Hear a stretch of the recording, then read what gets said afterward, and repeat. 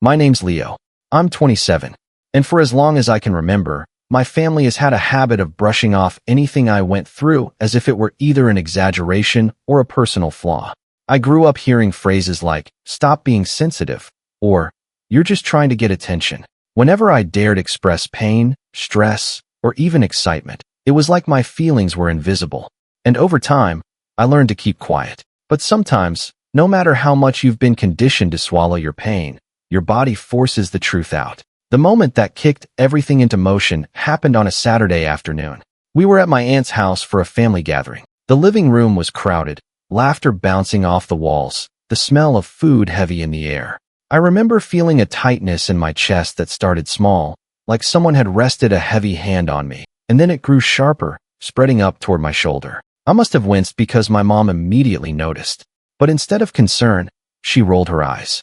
"Leo, stop being overdramatic," she said, her voice flat, dismissive. My cousin, sitting on the couch scrolling on her phone, didn't even look up before muttering, "He's always looking for attention. He probably just wants everyone to fuss over him." The words stung more than the pain at first. I tried to brush it off, but then the tightness deepened, and I clutched my chest without even realizing it. A part of me wanted to ask for help, but another part, trained by years of being belittled, told me to stay quiet, so I wouldn't give them more ammunition. So, I sat there silent, sweating, listening to my family joke about meaningless things while I felt my own body betray me. It wasn't until my aunt's neighbor, who happened to stop by with a dish, noticed me pale and hunched that anyone took me seriously. She gasped and asked if I was okay, which forced everyone else to actually look at me. By then, I could barely get out a word, my breath shallow. My mom groaned like I was embarrassing her and said, "Fine, if you're going to make a scene, let's just get this over with. Someone drive him to urgent care so we can all get back before dessert." The way she said it, like my pain was an inconvenience, lit a spark of anger in me that I hadn't felt in a long time. At the hospital, the nurses immediately wheeled me in, their urgency a stark contrast to my family's apathy. My mom and cousin followed, looking irritated, whispering about how I always blew things out of proportion. I lay there on the bed, monitors hooked to me, the beeping loud in the sterile room, and I kept replaying their words in my head. When the doctor walked in with the scan results, though, everything changed. He looked at me, then at them, and his face went pale. His tone was serious, clipped. That's when the room went silent. The doctor's face stayed pale as he explained what the scan revealed. I don't remember the exact medical terms because my head was spinning, but the gist was clear. This wasn't just some passing discomfort or stress. There had been a real issue with my heart, something that required immediate attention and careful monitoring. He wasn't theatrical about it, just matter of fact, but the weight in his voice made it impossible to ignore. For a moment, I thought my family might finally understand. That maybe this would be the turning point where they'd see me not as overdramatic Leo, but as someone genuinely struggling. But instead of softening, they doubled down. My mom crossed her arms and said to the doctor, "You're probably just overcautious. Every time Leo sneezes, he thinks he's dying." The doctor frowned, trying to remain professional, and repeated more firmly that this was serious. My cousin chimed in with a muttered, "Figures. He always finds a way to make everything about him." She scrolled on her phone again, like the whole situation bored her. I wanted to defend myself, to shout that I hadn't asked for any of this, that I'd actually tried to keep it quiet until it became unbearable. But the years of conditioning held me back. My words stuck in my throat, and all I could do was sit there, listening as they spoke about me like I wasn't even in the room. What made it worse was the way they compared me to my cousin Isabel, the golden child of the family. She had always been praised for her ambition, her achievements, her charm. In their eyes, she could do no wrong. As I sat in the hospital bed, chest aching and wires hooked to me, my mom leaned toward her and said loud enough for me to hear, "See, Isabel, this is why I'm so proud of you. You never let little things hold you back. You're strong." Not like, her voice trailed off, but the implication was clear. Isabel smirked, flipping her hair back, and replied, "Yeah, I just don't give in to weakness." The words landed like a punch. I wasn't weak. I knew that deep down. I had built my own life without their support, worked jobs they never cared to ask about, kept myself afloat. But in their narrative, weakness was my permanent label, and they wore it like a badge to lift themselves higher. When the nurse came in to set up further tests, my mom sighed loudly, checking her watch. "How long is this going to take?" We've got family waiting back home. It's just so like him to ruin an entire day for everyone. I caught the nurse glance at her, then at me, her eyes full of pity. That pity cut even deeper because it highlighted what I had been denying. My own family didn't care whether I was okay. After the nurse left, my mom's tone shifted from irritation to guilt-tripping. She leaned closer and whispered, "Do you realize the stress you're putting on me? You've always been like this, taking all the attention, draining everyone. We're supposed to be celebrating, and here you are again." I clenched my fists under the blanket. The pain in my chest wasn't just physical anymore. It was layered with years of frustration and anger that I had swallowed down. I wanted to scream that I didn't choose this, that I didn't want their attention, that I just wanted a family who cared. But instead, I let the silence sit heavy between us. When my dad arrived later, he didn't ask how I was. He didn't even look at me first. He walked straight to Isabel, hugged her, and said, "I'm glad you were here to help your mom handle this. You're always the responsible one." She smiled, basking in the praise, while I sat in the bed like furniture. Then he finally glanced at me and muttered, "Don't milk this too much, Leo. Doctors love making things sound worse than they are." That was the moment I realized this wasn't just about one incident. This was the story of my whole life condensed into a single hospital room. Me fighting for breath while they competed for who could dismiss me the most. The tension didn't ease after that. If anything, it grew heavier. Even as the medical team tried to help me, my family's disdain clung to me like a shadow, suffocating in its own way. And yet, as painful as it was, something inside me began to shift. A quiet ember of resolve started to burn. Their cruelty wasn't new, but the stakes were. This wasn't just about feelings anymore. It was about my health, my life. And I knew that if they could still treat me like this at my lowest point, then something had to change.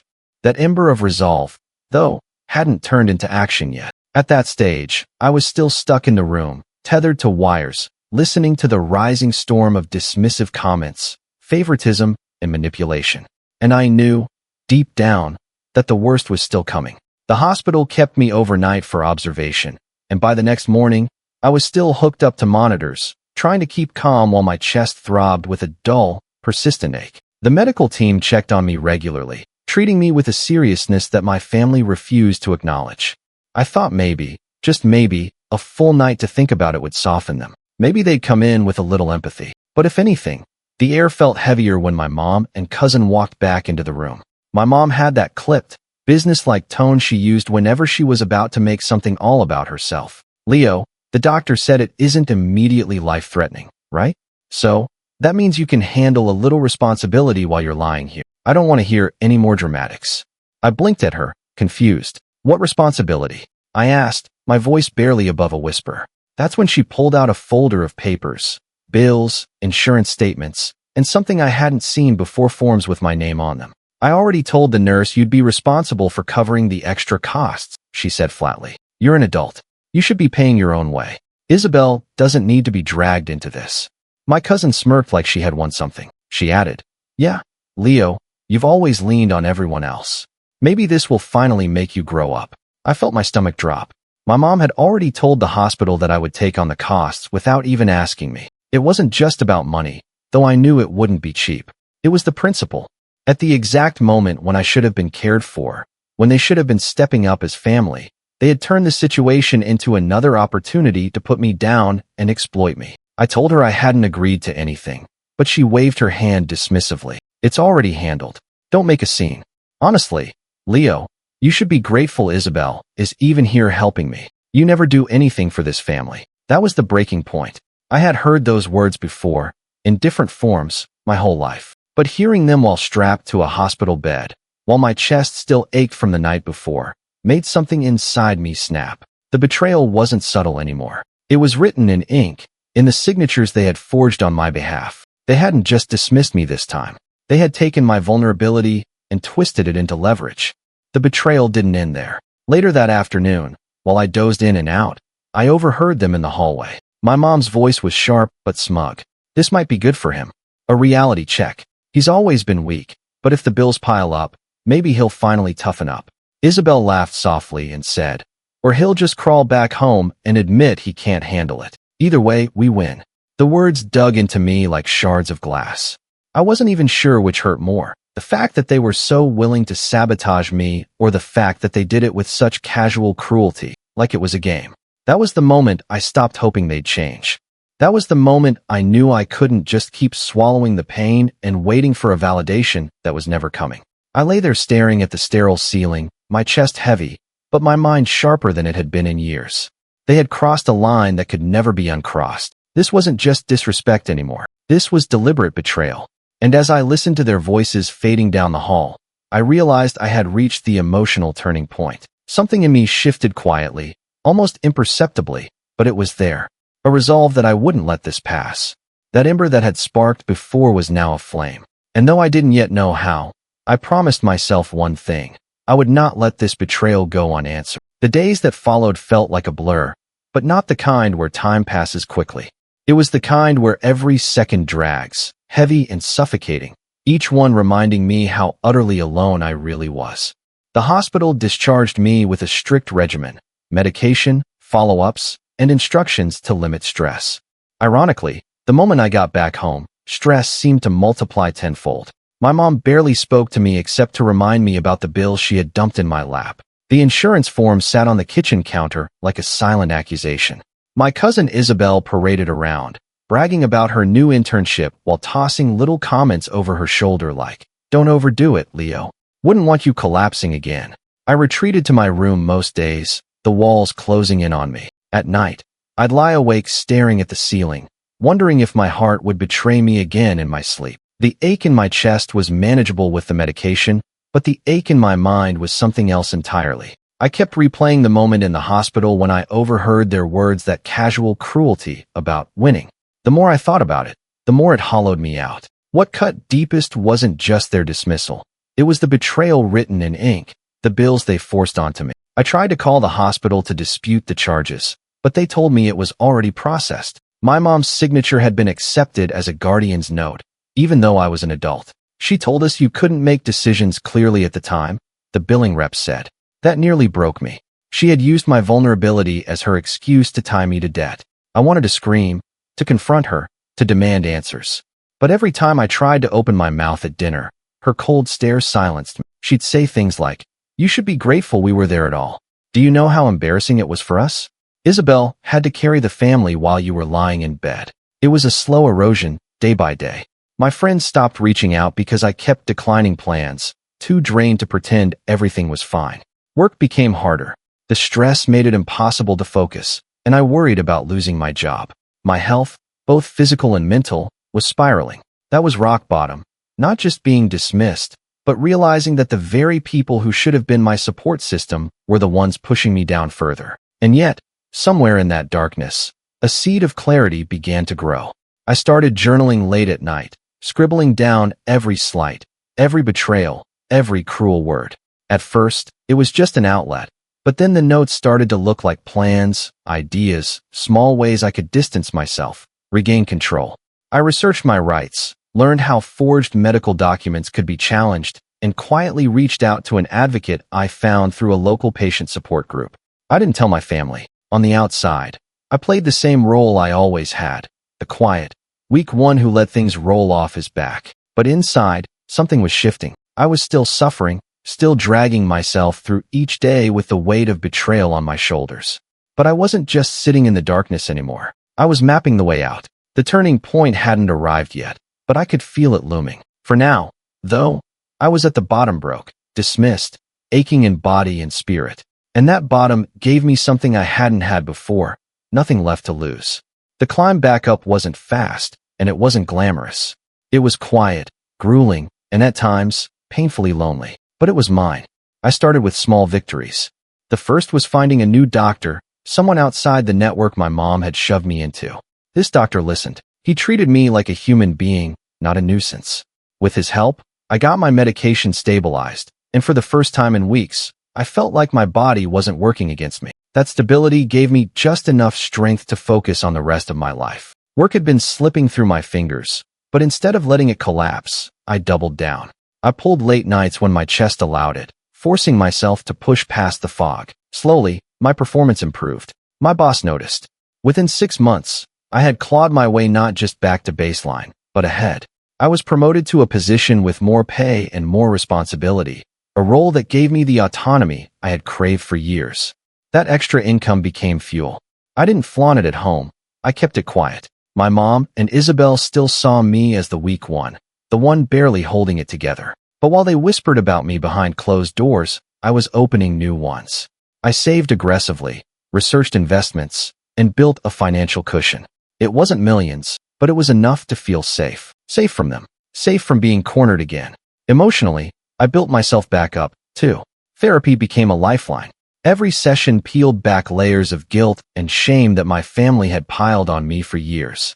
My therapist's words echoed in my head. You are not weak. You survived people who convinced you were. Those words became a mantra on the days I felt myself slipping.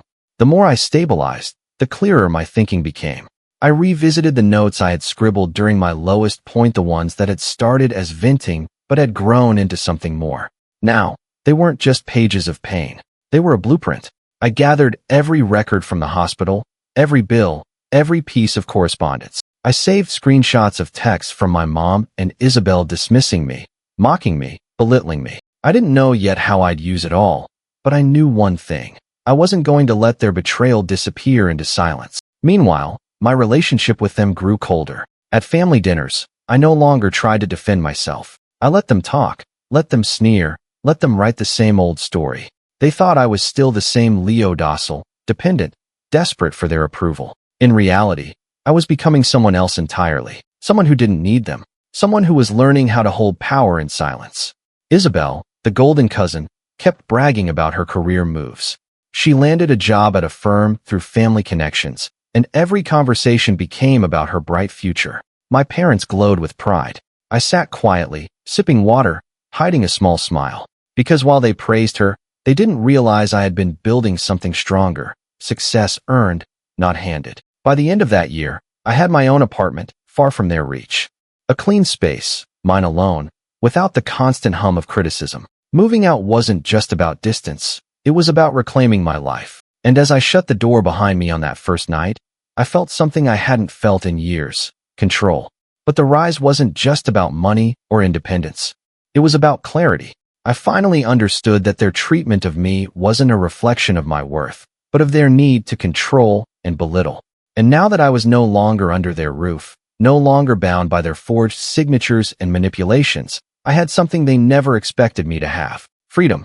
And with freedom came power they didn't even know I had yet. It was almost eerie how life has a way of circling back, setting the stage for things you could never have planned. By the time I was steady in my own apartment, thriving at work, and quietly saving every extra dollar, I thought my family might finally fade into the background. But fate, or irony, had other plans.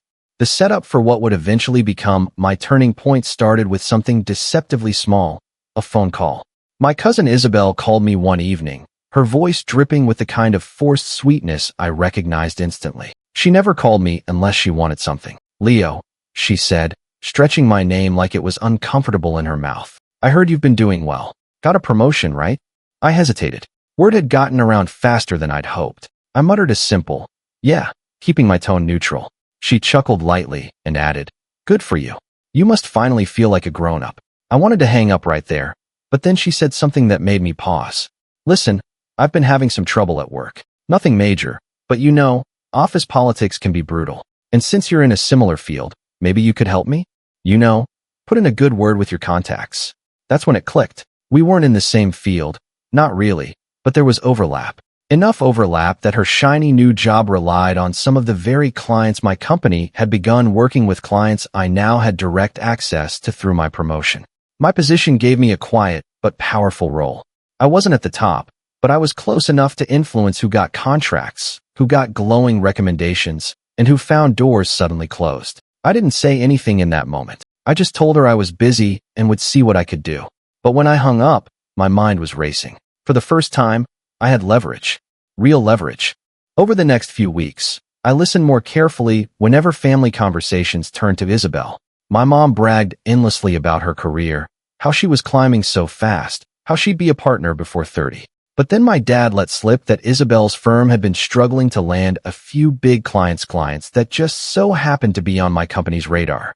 I started to connect the dots.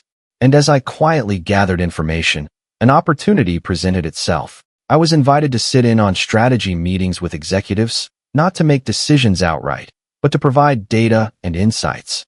And in those rooms, I realized just how much influence I really had. My reports shaped the direction of deals. My words, even if indirect, carried weight. At the same time, I discovered something else, something personal. While organizing old papers for my own records, I stumbled across copies of the hospital bills. Buried in the paperwork was a detail I hadn't noticed before. My mom had used not just my name, but my social security number to process the charges. It wasn't just forging a signature. It was identity misuse.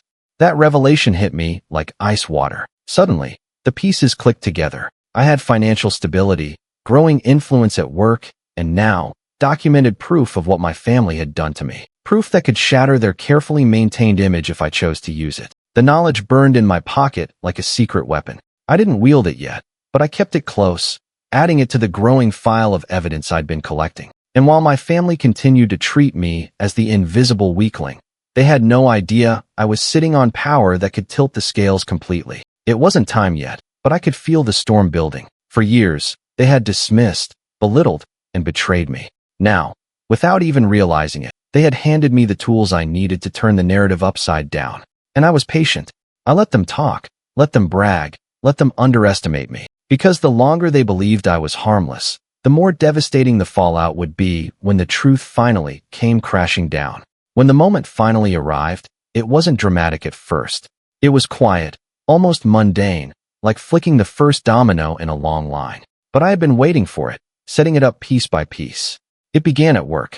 My company was in the middle of reviewing proposals for a massive contract, one that Isabel's firm desperately wanted. I knew this because my mom wouldn't stop bragging about it during family dinners, repeating word for word the speeches Isabel had given her about how this deal would seal her future. I kept my face neutral, sipping my drink while my mind turned. What they didn't know was that I was on the analysis team for that very project. My reports, while not the final say, shaped how the decision-makers viewed each proposal. When I reviewed Isabel's firm's bid, it wasn't hard to see the weaknesses. They were flashy, but their numbers didn't add up. Normally, I might have let it slide with a neutral note, but this time I was meticulous.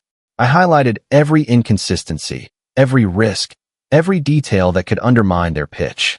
Not in a way that made me look biased, just clear, factual, undeniable. When the final meeting came, the executives leaned heavily on my analysis. Isabel's firm was cut from consideration before the second round. The next week, I got a text from her. "Did you hear? We lost the bid." Everything was riding on that. "I don't get it. We had it in the bag." I stared at the message for a long time, then typed back a short reply. "Tough break. Hope things get better." Calm, neutral, satisfying. But that was just the professional side. The deeper revenge came with the hospital paperwork. I had been quietly building a file of every document, every forged form, every dismissive text from my mom. With the help of a legal aid clinic, I drafted a formal complaint not against my family directly at first, but against the hospital for accepting a fraudulent signature and processing charges under my name without proper consent. The investigation that followed inevitably led back to the person who submitted the paperwork, my mom. I didn't tell her what was happening. I let the storm roll in on its own. The first hint she got was a letter in the mail summoning her for a formal review. I'll never forget the look on her face at the dinner table when she read it. Her confident tone faltered for the first time in years. This must be a mistake," she muttered, her eyes darting nervously. Isabel tried to brush it off, but even she couldn't hide the worry in her voice. Meanwhile, I had been quietly distancing myself, ensuring that none of their fallout touched me. My finances were separate, my apartment secure, my career steadily climbing. For once, I wasn't the vulnerable one scrambling to survive. I was the one pulling strings. The beauty of it all was that I never raised my voice, never had to confront them head-on. Every move I made was calm, precise, backed by evidence and truth. They had spent years painting me as weak, overdramatic, incapable. But in the end, it was their arrogance, their dismissal, their betrayal that set the trap. All I had to do was let them walk into it. And as I watched them begin to unravel, I felt a strange mix of emotions. Satisfaction, yes, but also clarity. Revenge wasn't about screaming at them or demanding apologies. It was about balance. about finally tilting the scales back after years of being crushed under their weight. Of course, the fallout hadn't fully landed yet. The letters, the professional failures, the cracks in their confidence, those were just the beginning. The real collapse was still coming. The unraveling came slowly, then all at once. The hospital's internal review uncovered exactly what I knew it would.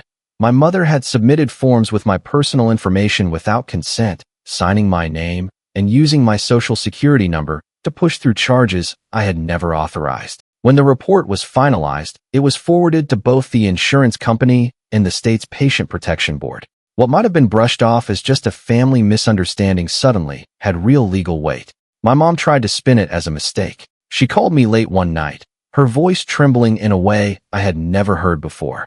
"Leo, you have to fix this. Tell them you gave me permission. You know I was just trying to help." I let the silence hang for a moment before replying. "Help? You saddled me with thousands in debt when I was in a hospital bed. You didn't help me. You buried me." Then I ended the call. For the first time in my life, I didn't feel guilt for hanging up. I felt free. The fallout spread from there. My cousin Isabel's career, which had been her pride and my family's endless bragging point, started to crack. After losing the big contract, word circulated about her firm's unstable performance. Clients began pulling out, whispers spreading about their reliability. It didn't take long for her golden child glow to dim. When she came home for a family dinner, her tone was bitter, her usual smugness gone. "This is your fault." She snapped at me in the kitchen when no one else was listening. "You could have helped. You chose not to."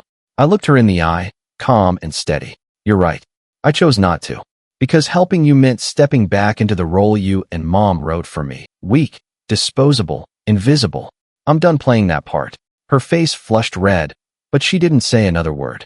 Meanwhile, the financial investigation into my mom's misuse of my identity left her with heavy fines and a permanent note on her record. The woman who had spent years parading her responsibility and sacrifice to anyone who would listen now had to explain why she was being audited, why her reputation was suddenly tarnished. And the most satisfying part? I didn't have to lift a finger once the ball started rolling. The truth did all the work. My dad, who had always been quick to praise Isabel and dismiss me, grew quieter as everything unraveled. For once, he didn't have a lecture or a jab. He just sat at the table, staring at his plate, realizing the golden pedestal he'd built under Isabel, and my mom was collapsing. As for me, I kept moving forward. My career continued to grow. My health stabilized, and for the first time in years, I felt light. The weight of constantly trying to prove myself to them was gone. I didn't need their approval. I never had. The final confrontation came at what was supposed to be another family gathering. My mom tried to reclaim control, to play hostess like nothing had changed. But when she reached across the table and said, "Leo, don't you think you owe us some gratitude after everything?" Something in me shifted once more. I set down my fork, looked her dead in the eye, and replied, "Gratitude? You nearly cost me my health, my finances, and my peace of mind. And when I needed you most, you mocked me. You don't get my gratitude. You don't even get my attention anymore." The table went silent. Isabel's lips pressed into a thin line. My dad stared at his hands. And my mom, always so smug, so sure of her control, looked stunned for the first time in her life. I stood up, pushed in my chair, and walked out. Not in anger, not in haste, just steady, calm, and free. That was the last time I sat at their table. And as I stepped outside into the cool evening air, I realized something profound. Revenge hadn't just been about watching them suffer consequences. It had been about reclaiming myself, my life, and my voice. The final line that echoed in my head as I walked away was simple, but it carried the weight of everything I had endured. They dismissed me as weak for years, but in the end, their downfall came not from my weakness, but from their own cruelty.